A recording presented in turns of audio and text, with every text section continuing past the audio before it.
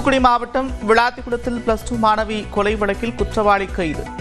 ராமநாதபுரம் மாவட்டம் சாயல்குடியைச் சேர்ந்த தர்மமுனீஸ்வரனை கைது செய்தது காவல்துறை.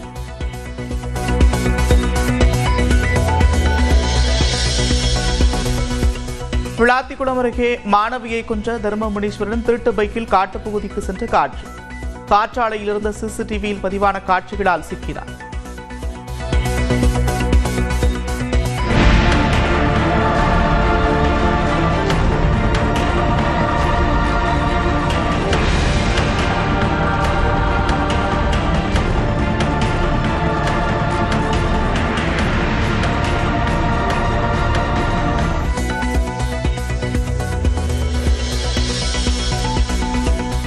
விளாத்திக்குளம் அருகே கொலை செய்யப்பட்ட பள்ளி மாணவியின் உடலை வாங்க பெற்றோர் சம்மதம். குற்றவாளி கைதாகியிருக்கும் நிலையில் அரசு மருத்துவமனையில் இருக்கும் மாணவியின் உடலை பெற்று நாளை நல்லடக்கம் செய்ய ஏற்பாடு.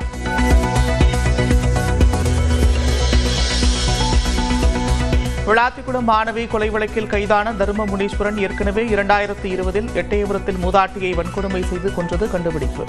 ஜாமீனில் வெளியே வந்த நிலையில் விளாத்திக்குளத்தில் மாணவியை கொன்றிருக்கிறார்.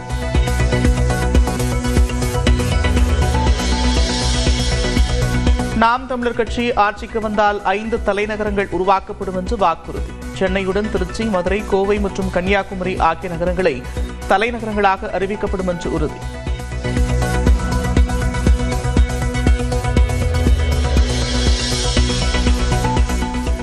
படிக்காதவர்களுக்கும் அரசு வேலை வழங்கப்படும் என்று நாம் தமிழர் கட்சியின் தேர்தல் அறிக்கையில் அறிவிப்பு. ஆடு மாடு வளர்த்தல் அரசு பணியாக்கப்படும் என்று உறுதி.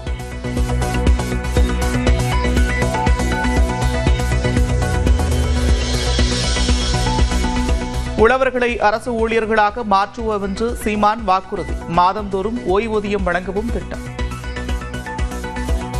அரசு பணியாற்றுறவாடா சிரிக்கிறது. சாராயம் விற்கிறவன் கவர்மெண்ட் வேலையா இருக்கலாம், சர்க்கார் அரசு வேலையா இருக்கலாம். உலகத்துக்கு சாப்பாடு போடுற விவசாயி அரசு வேலை பார்க்க கூடாதா? அது அரசு வேலையாக்க கூடாதா? நாம் தமிழர் கட்சி ஆட்சிக்கு வந்தால் மதுக்கடைகள் ஓராண்டுக்குள் மூடப்படும் என்று சீமான் அறிவிப்பு. பணங்கள் தென்னங்களுக்கு அனுமதி வழங்கப்படும் என்றும் வாக்குறுதி.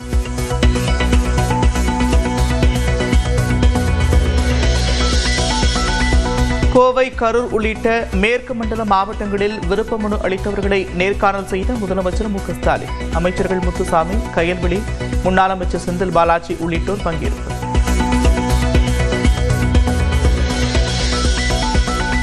உள்துறை அமைச்சர் அமித்ஷாவை சந்திக்க இன்னும் நேரம் ஒதுக்கப்படவில்லை. எதற்காக வந்தேன் என்று நாளை கூறுவதாக டெல்லியில் அதிமுக பொதுச் செயலாளர் எடப்பாடி பழனிசாமி பேட்டி.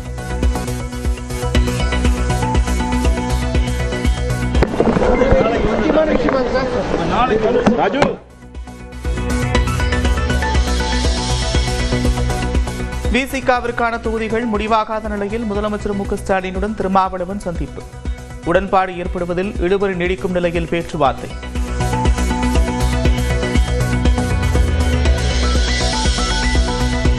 காங்கிரசுக்கு கூடுதல் தொகுதிகள் ஒதுக்கப்பட்டதை ஒப்பிட்டு திமுகவுடன் கூட்டணி கட்சிகள் பேச வேண்டாம் என்று செல்வ பெருந்தகை காட்டு. 100 எம்பிக்கள் வைத்திருக்கும் பெரிய இயக்கம் காங்கிரஸ் என்று பேட்டி. ஏற்கனவே பல முறை சொல்லிட்டான், எங்களை நீங்கள் ஒப்பிட்டு பேச வேண்டாம். எங்களை ஒப்பிட்டு 110 தொகுதியில் நின்றவங்க இன்னைக்கு நாங்கள் 28 தொகுதியில் நிற்கிறோம். எங்களுக்கு எவ்வளோ வேதனை இருக்கும்?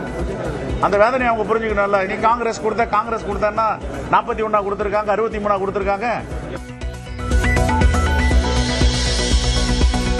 கூட்டணி தொடர்பாக தாவேகவுடன் எந்த பேச்சுவார்த்தையும் நடத்தவில்லை என்று பாஜக மாநில தலைவர் நைனா நாகேந்திரன் விளக்கம். சிலர் ஆஃபர் கொடுத்ததாக கூறிய ஆதவ் அர்ஜுனா யார் என்றே தெரியாது என்றும் பேட்டி. 90 சீட்டு 2 ஆண்டுக்கு முதலமைச்சர் ஆஃபர் கொடுத்தாங்க. அப்ப உண்மை அதான் பொய்யா? ஆதவ் அர்ஜுன் சொல்றது பொய்யா? நீங்க சொல்ற நபரே எனக்கு தெரியாது.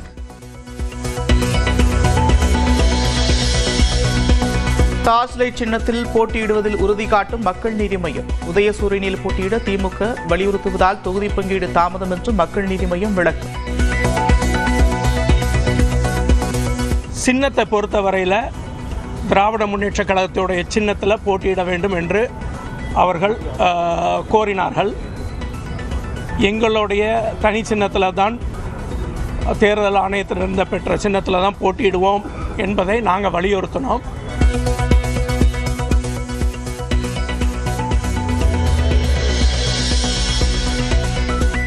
யாருக்கு வெற்றி வாய்ப்பு உள்ளது என்று மக்கள்தான் சொல்ல வேண்டும் என்றும் நாங்கள் வெற்றியை எதிர்பார்க்கிறோம் என்றும் சென்னை விமான நிலையத்தில் மக்கள் நீதி மய்யம் கட்சியின் தலைவரும் எம்பியுமான கமல்ஹாசன் பேட்டி. வெற்றி வாய்ப்பு எப்படி சார் இருக்கு? வெற்றி வாய்ப்பை நீங்கள் தான் சொல்லணும். நீங்கள் தானே ஒவ்வொரு ஆள்கிட்டையும் பேசிகிட்டு இருக்கீங்க. நாங்கள் வெற்றியை எதிர்பார்க்கிறோம், அவ்வளோதான். வெற்றி வாய்ப்பு எப்படி சார் இருக்கு? வெற்றி வாய்ப்பை நீங்கள் தான் சொல்லணும். நீங்கள் தானே ஒவ்வொரு ஆள்கிட்டையும் பேசிகிட்டு இருக்கீங்க. நாங்கள் வெற்றியை எதிர்பார்க்கிறோம், அவ்வளோதான். கமல்ஹாசன் தலைமையில் நாளை மாலை நடைபெறுகிறது மக்கள் நீதி மய்யம் கட்சியின் அவசர ஆலோசனை. எந்த சின்னத்தில் போட்டியிடுவது என்று முடிவெடுக்கப்பட வாய்ப்பு.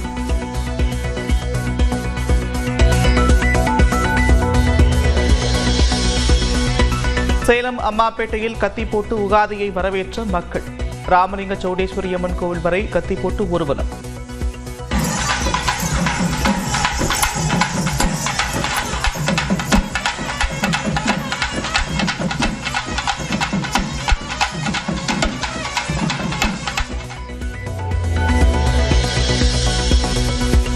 அசாமில் காங்கிரஸ் இருந்து விலகி பாஜக விளைந்த ஒரே நாளில் தேர்தலில் போட்டியிட வாய்ப்பு.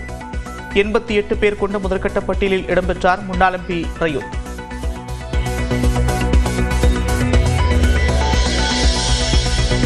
அசாம் மாநில சட்டப்பேரவை தேர்தல் வேட்பாளராக அறிவிக்கப்பட்ட பிரதீக் போட்டியிலிருந்து விலகுவதாக அறிவிப்பு. பிரதீக்கின் தந்தை பிரயுத் காங்கிரசிலிருந்து விலகி பாஜகவில் இணைந்த நிலையில் போட்டியிடும் நிலையிலிருந்து விலகியதாக மல்லிகார்ஜுன கார்கேவுக்கு கடிதம்.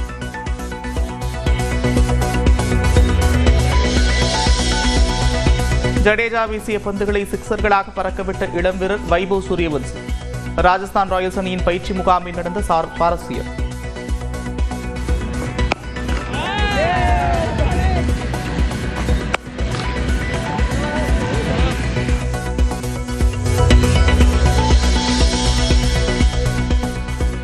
துரந்தர் 2 படத்தின் பிரீமியர் ஷோவின் போது காட்சிகள் ரத்து செய்யப்பட்டதற்கு மன்னிப்பு கோரிய PVR நிறுவனம். படத்தின் தமிழ் மொழிபெயர்ப்பை தயாரிப்பு நிறுவனம் வழங்கவில்லை என்று விளக்கு.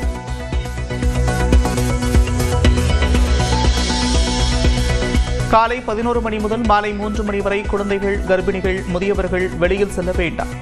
வெப்பநிலை அதிகரித்து வரும் நிலையில் தமிழ்நாடு பொது சுகாதாரத்துறை அறிவுறுத்தல்.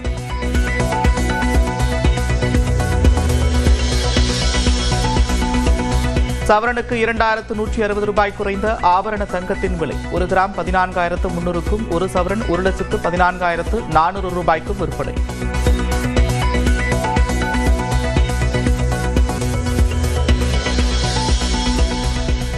வளைகுடா நாடுகளில் உள்ள எண்ணெய் நிறுவனங்கள் மீது ஈரான் தாக்குதல் நடத்தியதன் எதிரொலி. இந்திய பங்குச் சந்தைகள் சரிவால் ஒரே நாளில் 12 லட்சம் கோடியை இழந்த முதலீட்டாளர்கள்.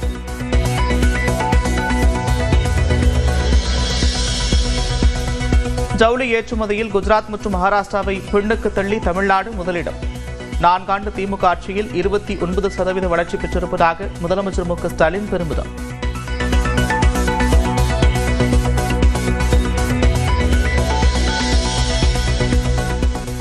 திருப்பதி ஏழுமலையானை குடும்பத்துடன் வழிபட்ட தேமுதிக பொதுச் செயலாளர் பிரேமலதா. தேர்தல் வெற்றிக்கு பின்னர் மீண்டும் திருப்பதிக்கு வருவேன் என்று பேட்டி. 2026 ஒரு மகத்தான ஒரு வெற்றி ஆண்டாக எல்லாருக்குமே இருக்கும். தேர்தலை சந்திப்பதற்கு முன் வந்து பெருமாளை தரிசிச்சுட்டு போறோம். மகத்தான வெற்றி பெற்று மீண்டும் வருவோம். திருப்பதிக்கு வந்து அவருக்கு நன்றிகளை சொல்லணும்.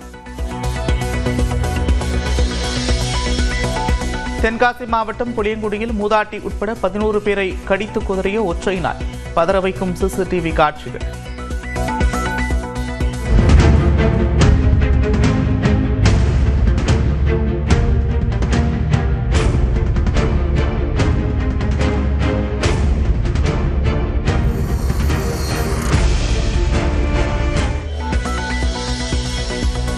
தாவேக்காவிலிருந்து விலகிய நடிகை ரஞ்சனா நாச்சியார் திமுகவில் இணைந்தார். அண்ணா அறிவாலயத்தில் முதலமைச்சர் மு க ஸ்டாலின் முன்னிலையில் கட்சியில் சேர்ந்தார்.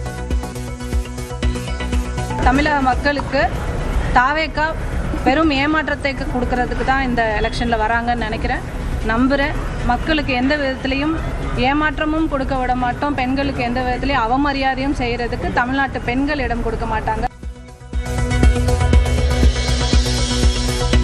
இந்தியாவின் கச்சா எண்ணெய் இறக்குமதி விலை 2 மடங்கு உயர்வு. 146 அமெரிக்க டாலர்கள் உயர்ந்ததால் பெட்ரோல் டீசல் விலை உயர வாய்ப்பு.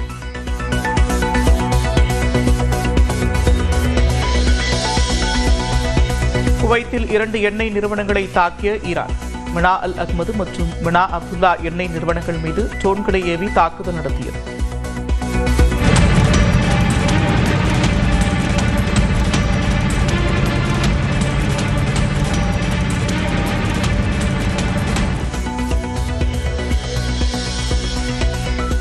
கத்தாரில் உள்ள உலகின் மிகப்பெரிய LNG ஆலை மீது தாக்குதல் நடத்திய ஈரான்.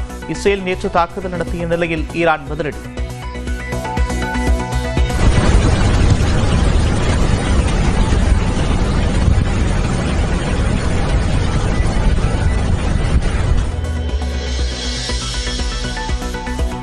ஈரானில் கேஸ் சேமிப்பு கிடங்கு மீது தாக்குதல் நடத்திய இஸ்ரேல். பெரும் தீ விபத்து ஏற்பட்ட அதிர்ச்சி காட்சிகள்.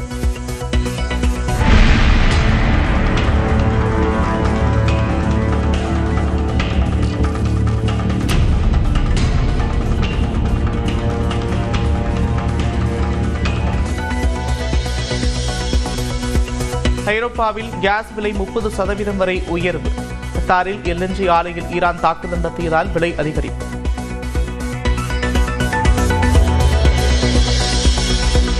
வளைகுடா நாடுகள் மீதான தாக்குதலை உடனே நிறுத்த வேண்டும். ரியாக்டில் நடந்த கூட்டத்தில் ஈரானுக்கு கத்தார், எகிப்து, பாகிஸ்தான், துருக்கி உட்பட 12 நாடுகள் கூட்டறிக்கை மூலம் வலியுறுத்தல்.